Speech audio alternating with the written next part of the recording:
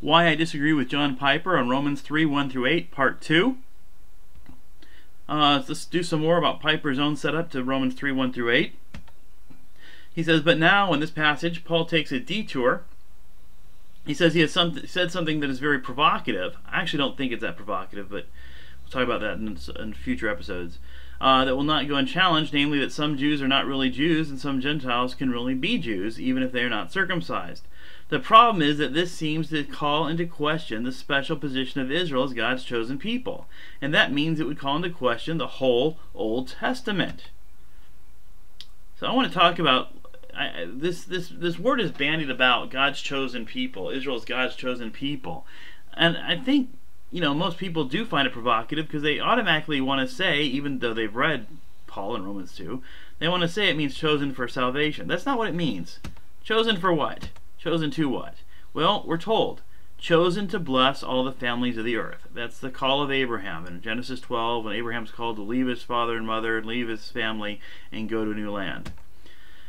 He's promised by God a cosmically large family, as big as all the as numerous as all the stars in the sky. And then this is elaborated. It's not one nation; it's many nations and kings. It's in Genesis 17:6. So Israel's not going to be enough. Abraham is not only the father of Israel; he's a father of many nations. Of course, we start seeing that come true in Genesis itself in several ways, but talk about that later. So Abraham is chosen to bless all the nations of the world. All right, Abraham is a demonstration of John 3:16. God so loved the world that he gave his only begotten son, who of course is the offspring of Abraham. All right, so he's chosen for that reason. And this is what Paul says about circumcision himself. He says that the promise to Abraham and his offspring that he would be heir to the cosmos. All right, this is in Romans 4, where he talks a lot about circumcision and the meaning of circumcision. And he says that is why it depends on faith, in order that the promise may rest on grace and be guaranteed to all Abraham's offspring. Not only to the one who is of the law, that means the Jew, but also the one who shares the faith of Abraham. And he's just been talking about the faith of Abraham while he was uncircumcised. So he's talking about believing Gentiles here. And he says, Abraham is the father of us all, both Jews and Gentiles, if we believe. As is written, and here's his quote from Genesis 17, I have made you the father of many nations. So here's the history as we see it. God chooses and calls Abraham to become a great nation to bring blessing to the other nations of the world, all the families of the earth. And then God officially ratifies this covenant status and promise by instituting circumcision. All right, what is the value of circumcision? And then God entrusts Israel, the chosen nation, Abraham's offspring, with his law to equip them to be priests to the nations. That happens later, of course, when you see it in Exodus 19 and Deuteronomy 4, 5 through 8. We quoted, I think, Deuteronomy 4, 5, and 6 in part 1. All the nations are supposed to learn God's wisdom from Israel's keeping of the law. Thus, Romans 3, 1 through 3. Let's look at this.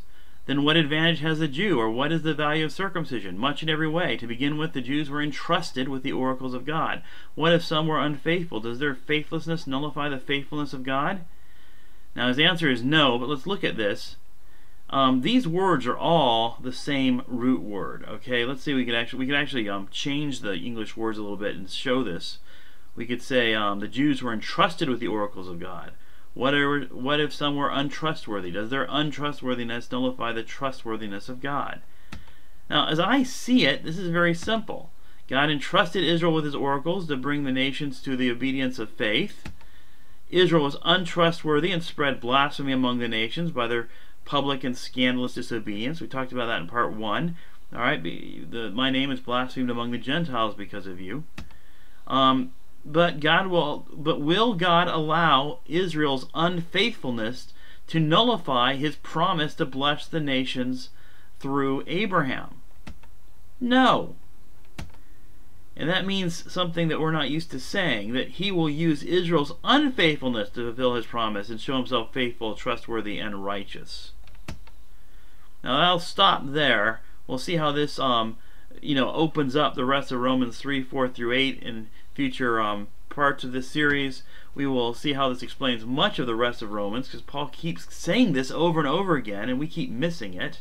We'll also see that why Israel's role in the salvation of the world, including believing Jews, it was more than just a contrivance of getting Jesus crucified. That's kind of what I'm going to be harping on now, but it actually involves more than that. And first, I want to show that from John Piper's own sermon that his own explanation doesn't really seem to work for this passage. But that will await future parts of this series. Thank you very much for your time. I hope you enjoyed it. Love to hear from you, and look forward to finishing up the series for you as I continue.